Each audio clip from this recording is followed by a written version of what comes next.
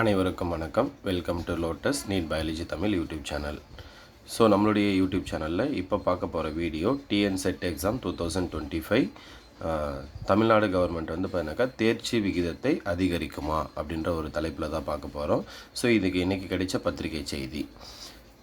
So நான் போகிற video பார்க்குறதுக்கு முன்னாடி வீடியோ பிடிச்சிருந்தால் மறக்காமல் சேனலை சப்ஸ்கிரைப் பண்ணுங்கள். அது மட்டும் இல்லாமல் நம்மளுடைய யூடியூப் சேனலில் பிஜிடிஆர்பி சைக்காலஜிக்குன்னு தனியாக வந்து பார்த்தீங்கன்னாக்கா ஒரு டெஸ்ட் பேட்ச் ஸ்டார்ட் பண்ணியிருக்கோம். அதோடைய டீட்டெயில்ஸும் வந்து பார்த்தீங்கன்னாக்கா டிஸ்கிரிப்ஷனில் கொடுக்குறேன்.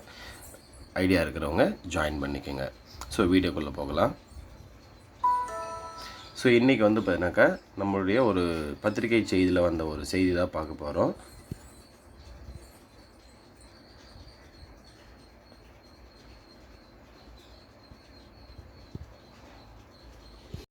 ஸோ இந்த பத்திரிகை செய்தியில் என்ன வந்திருக்கு அப்படின்னா, செட் தேர்வு தேர்ச்சி விகிதத்தை அதிகரிக்குமா தமிழக அரசு? தமிழகத்தில் 6 ஆண்டுகளுக்கு பின் நடத்தப்பட்ட செட் மாநில தகுதி தேர்வு தேர்ச்சி விகிதத்தை அதிகரிக்க வேண்டும் என தேர்வர்கள் எதிர்பார்க்கின்றனர். அரசு உதவி பெறும் கல்லூரிகளில் உதவி பேராசிரியர் பணியிடங்களுக்கான கல்வி தகுதியாக யுஜிசி நடத்தும் நெட், மாநில அரசு நடத்தும் செட் தேர்ச்சி அல்லது பிஹெச்டி பட்டம் பெற்றிருக்க வேண்டும் என்பது விதி. நெட் தேசிய தகுதி தேர்வை ஆண்டுக்கு 2 முறை யுஜிசி முறையாக நடத்தி வருகிறது. ஆனால் செட் தேர்வை மாநில அரசு அதுபோல் முறையாக நடத்துவதில்லை. 2018ஆம் ஆண்டுக்கு பின் இந்த ஆண்டு மார்ச்சில் நடத்தியது. 6 ஆண்டுகளுக்கு பின் நடத்தியதால் அதிக எண்ணிக்கையில், அதாவது 99,000 பேர் விண்ணப்பித்தனர்.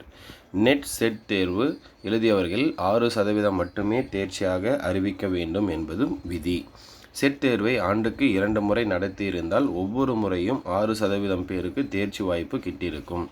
தமிழகத்தில் 6 ஆண்டுகளுக்கு பின் செட் தேர்வு நடத்தியதால் அதற்கு ஏற்ப தேர்ச்சி விகிதத்தை 6% என்பதிலிருந்து அதிகரித்து அறிவிக்க வேண்டும்.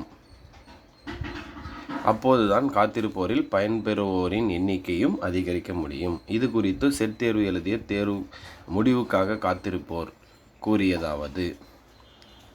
ஸோ இதுதான் வந்து பண்ணாக்கா இம்பார்ட்டண்ட்டு. தமிழக அரசு 2024இல் காலியாக உள்ள 7,000 உதவி பேராசிரியர் காலியிடங்களில் 4,000 நிரந்தர பணியிடங்களை நிரப்ப அறிவிப்பு வெளியிட்டுள்ளது.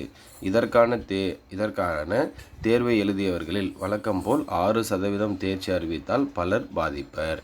6% மட்டும் அனௌன்ஸ் பண்ணால் நிறைய பேர் வந்து பாதிப்பாங்க அப்படின்னு சொல்லியிருக்காங்க. ஏற்கனவே 2017இல் நடந்த தேர்வில் அதற்கு முன் 6 ஆண்டுகளாக செட் தேர்வு நடத்தாததை யுஜிசிக்கு தெரிவித்து 6% என்பதில் தளர்வு பெற்று 17% தேர்ச்சி அறிவிக்கப்பட்டது. ஸோ 2017லேயும் யுஜிசி கிட்ட இவங்க பர்மிஷன் வாங்கியிருக்காங்க தமிழ்நாடு கவர்மெண்ட். அதுக்கு முன்னாடி 6 இயர்ஸ் நடத்தலை, அதனால் தேர்ச்சி சதவீதத்தை அதிகரிக்கிறோம் அப்படின்னு சொல்லிட்டு 6%லேருந்து 17% அதிகரிக்கணும் அப்படின்னு சொல்லிட்டு பர்மிஷன் வாங்கி அதிகரிச்சும் இருக்காங்க. எப்போது 2017. அதேபோல் இந்த ஆண்டும் யுஜிசியிடம் சிறப்பு தளர்வு பெற்று தேர்ச்சி விகிதத்தை அதிகரித்து வெளியிட தமிழக அரசு நடவடிக்கை எடுக்க வேண்டும் என்றனர். அப்போது இந்த வருஷமும் நமக்கு தேர்ச்சி சதவீதம் 6லிருந்து உயரத்துக்கு அதிகமான வாய்ப்பு இருக்குது. அது வந்து பார்த்தீங்கன்னா 10% இருக்கலாம், இல்லை 17% இருக்கலாம். ஸோ நான் சொல்கிறது வாய்ப்பு இருக்குன்னு தான் சொல்லியிருக்கேன். ஸோ வாய்ப்பு இருந்தால் கண்டிப்பாக வந்து பார்த்தீங்கன்னாக்கா அனௌன்ஸ் பண்ணுறதுக்கு அதிக பாசிபிலிட்டிஸ். ஏன்னா நிறைய தேர்வர்கள் வந்து பார்த்தீங்கன்னா கோரிக்கை வச்சுக்கிட்டே தான் இருக்காங்க. இப்போ நியூஸ் பேப்பர்லேயும் வந்திருக்கு. ஸோ அடுத்தது வந்து பார்த்தீங்கன்னாக்கா நியூஸ் சேனல்லையும் வரும். ஸோ இந்த மாதிரி ரிப்பீட்டடாக வரும்போது இது தமிழ்நாடு கவர்மெண்ட்டுக்கு போயிட்டு அவங்க வந்து பார்த்தீங்கன்னாக்கா கண்டிப்பாக ஒரு நல்ல முடிவு அறிவிப்பாங்க அப்படின்னு எதிர்பார்த்து காத்துட்ருக்கலாம். நன்றி, வணக்கம்.